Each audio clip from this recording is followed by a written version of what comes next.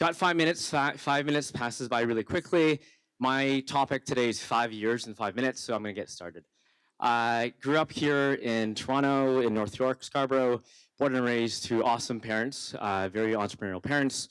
My mom, Cynthia Lai, or now she makes me call her Counselor Lai, it was a big inspiration for myself and my brother to start companies growing up.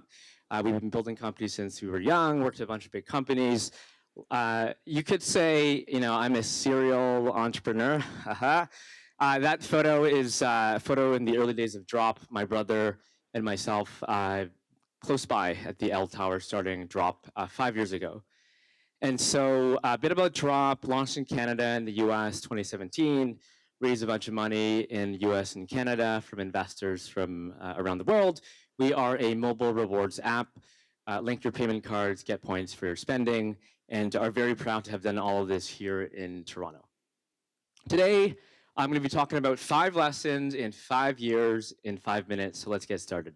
And it's going to happen really quickly, so try to follow along. 5 lessons. 1, your first 10 major decisions are your most important. 2, start with why. 3, go big from day 1. 4, no one is coming to save you. And 5, know your role. Number 1, your first 10 major decisions are your most important. These are some photos. I'm on my second company. The first company was very different. I quit my job on Bay Street, moved back home to Scarborough. My parents thought I was crazy. That was a photo of me in 2012, starting my first company. Literally, my parents one day came out of the living room and was like, what? And that was me after quitting a 6-figure job on Bay Street. We started a company called Toonsy in the music industry. When I say the first 10 major decisions are your most important, I decided to go with 2 founders. None of us were technical. So we quit our jobs. We sat down. We're like, wait, so who's building again? And then we decided to go in the music industry. And we're like, wait, who's going to give us money again? There's no money in the music industry. We're 2 founders that can't code. What's going on? So we learned. My brother is now one of our co-founders, and Cameron both can code and design. I'm the only one that can't. We went after a massive market. And early on, we decided to form our company values. So when I say your first 10 decisions are your most important, these are often one-way doors. Once you make these decisions, you often can't go back. These are your co-founders, your product, your market, go-to-market, how you're going to compete, home base, your team, your story. These are very important decisions. Don't rush them. So your first 10 major decisions are your most important, but what is the most important decision? I think the most important decision is to start with why. Some of you might have read the book, Start With Why. It's a book about the importance of starting with why, because often, all of us here work at companies, start companies, and you know what you're doing, you know how you're doing it, but then why? And it's often a question that a lot of entrepreneurs and companies don't really know the answer to, and I believe it's very important to start every day and every night with your why. Because starting a company is very hard. 90% of startups fail for various reasons. They run out of money. They can't find product market fit. They can't grow, team, regulatory. And so starting with why is very important because a startup is a roller coaster. I'll let you digest this very important graph. Focus on the red part. There's highs, there's lows. As time goes on and effort and anxiety increases, there's more binge drinking. Joking aside, it's very hard, and for you every day during the toughest times to be able to know your why of your company and for you personally is very important. But I think the most important why is why not, which leads me to my third point. My third point is around going big from day one. And so this is a chart, and it keeps going, of from 2002 until now, all the tech companies in this country who have exited for more than $50 million. Anyone can guess how long this chart goes? Really quickly. 5, 10, well, there's 27 here. This chart goes to 58. There are 96,000 companies that are starting in Canada every single year. Since 2002, there have only been 58 companies that have gone public or IPO'd for more than $50 million US. And why do I think this is so important? Is because if you want to start a hot dog stand or try to start the next Shopify, it is hard. It is hard. That roller coaster is no different. And why not start big? Why not dream big and help our country and our city increase that number from 58 to hundreds of companies? This one, number four. Number four is no one is coming to save you. Your startup is 100% your responsibility. What does this mean? So what if I told you there's a book that could answer all of your questions on how to start a startup successfully? Would you believe me? Yes, no. Ironically, this book only has 39 ratings, so I don't think it's actually a real book, nor do I think there's actually a playbook. When you read the media, there's a lot of noise. Some articles will say, oh, to build $1 billion company, you can actually go home at 5:30 every morning.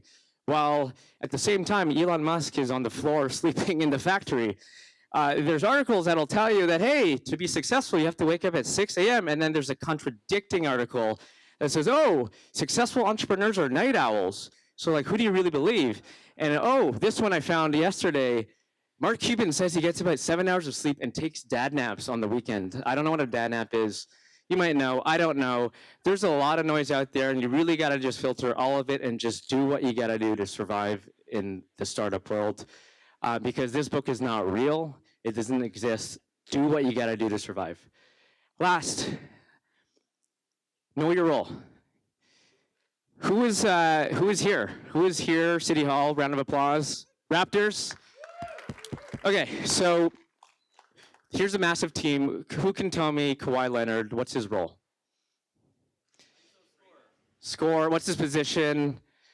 Jason, you've been calling everyone out all night. What does he do? Power forward. What does a power forward do? Okay. Alex, you have a mic, yellow button.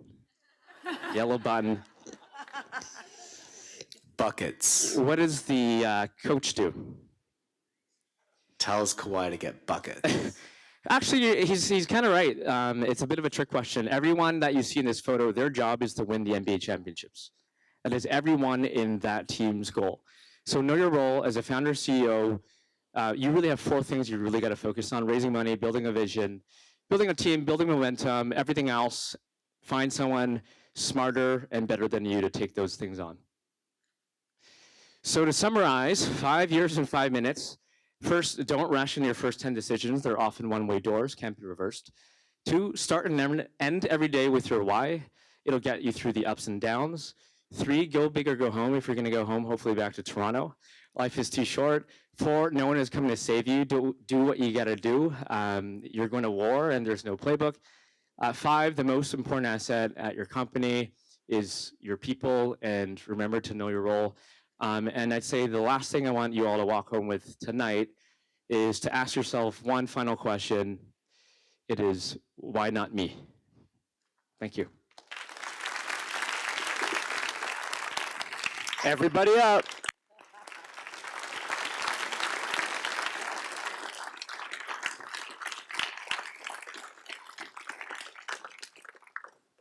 Questions. We'll take 2.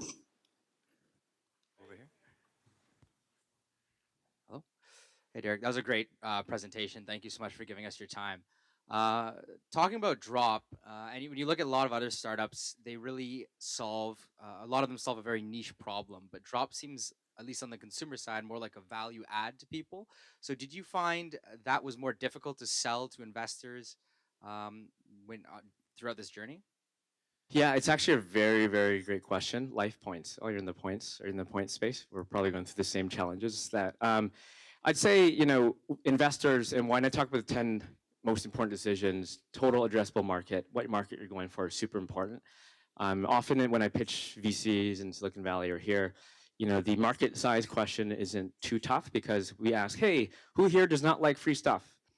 And so I'd say, you're solving a problem of helping consumers save money, but really for us, a big part of it is on the merchant side. You're helping merchants be better with their marketing, more targeted.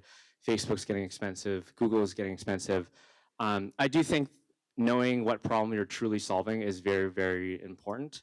And if anyone here is working on something that they might not know, like for example, I don't know, what does Instagram really solve? Like what did Facebook really solve? But really when you break it down to humans and what's important to us. We want to like love, like it's like Maslow's hierarchy. And then when we think about what we were doing, it was around, making it more fun, helping them save money. When you think about Facebook, it's connecting. Instagram, like it's like human connectivity and making it more fun. And so even if you're not truly solving a problem per se, you could argue that, hey, I'm solving I'm taking an older technology or older product, and the problem that I'm solving is making that better. Like Facebook wasn't first, nor was Instagram, but they just made it fun. And so I think it's about thinking about how you can do it better if you don't have like a true, clear problem. But I do think getting to your why and the problem is very important. One last question. Hello, Derek. I used to work with Oh, Derek when wow. he was at Toonsy like Toonsy. way long ago. And so you're at Drop and hoping you can share one battle story where the stakes were really high. You were kind of is there a moment in time that you can recall that you'd want to share with us where you persevered, you continued to be unreasonable, and you pushed through? Just a quick story. Yeah. So my last company was in the music industry. We were starting to run out of money.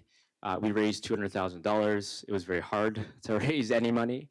I remember this Silicon Valley company came and said, "Hey, we're interested in what you're doing. Why don't you come to San Francisco and we can talk." So me being a first-time, more naive entrepreneur, I'm like, okay, I will pay for everything and fly down and book my own hotel, and we have no money, and I'm going to come talk to you, and I don't really know what you're going to want from me, but sure. And so they literally walked me into their office and said, "Hey, Derek, thanks for coming down. We're Bandpage. We're the largest group page on Facebook. We power all the musicians' pages, and we're kind of thinking about doing what you're doing." I'm like, "Okay, cool. So why am I here?" They're like, "Well, we're interested in potentially acquiring you, but if you don't want to do that, that's cool. We'll just copy you and build everything you're doing. We have 40 engineers. How many do you have again?" And so I was like, okay. Like my brother and I in like our Tenderloin in San Francisco, like dinky hotel. So we said, you know what, like screw that. We're just gonna keep going. We'll find a way to make money. Facebook switched to Timeline, and their product went from 30 million users to 3. They were scrambling to find a buyer. We sold our company first to a public music company. I joined them in New York at the buyer, and then one day at the office, lo and behold, the CEO of this company is on the other side of the table trying to sell his company to our company. And I was like, oh, karma's, I won't swear, my mom's here. Karma's and so, it's just perseverance. There's a lot of companies that'll want to copy you, but ultimately execution out trumps everything. Thank you.